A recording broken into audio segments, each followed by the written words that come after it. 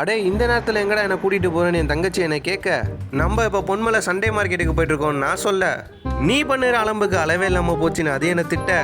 நான் இப்போ தான் ஃபஸ்ட் டைமாக பொன்மலை சண்டே மார்க்கெட்டுக்கு போகிறேன். இதுவரை நைட்டு நான் சண்டே மார்க்கெட்டுக்கு போனதே இல்லை.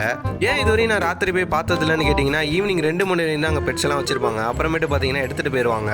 நைட்டு போகிறவங்க எல்லாரும் பார்த்தீங்கன்னா காய் வாங்க தான் போவாங்க. ஆனால் நம்ம மட்டும் பார்த்தீங்கன்னா அதிசயமாக மீன் வாங்க போனோம். எப்பவும் போல் நம்ம கப்பி தான் வாங்கியிருக்கோம். முக்கால்வாசி எல்லா அக்வாரியம் ஷாப்பும் பூட்டிட்டாங்க. நமக்காக இந்த 4 ஃபிஷ் இருந்த மாதிரி இருந்துச்சு எனக்கு.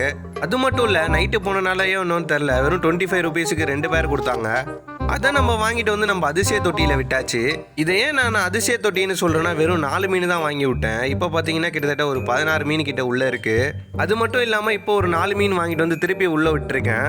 பகலில் மீனை விடலான்னு தான் நினச்சேன். சரி பகலில் விட்டா என்ன ராத்திரி விட்டா என்னன்னு சொல்லிட்டு நானும் விட்டுட்டேன் உள்ளார. நல்லா உத்து பார்த்தீங்கன்னா உங்களுக்கு தெரியும், கிட்டத்தட்ட ஒரு குடும்பமே உள்ள குடியிருக்கு.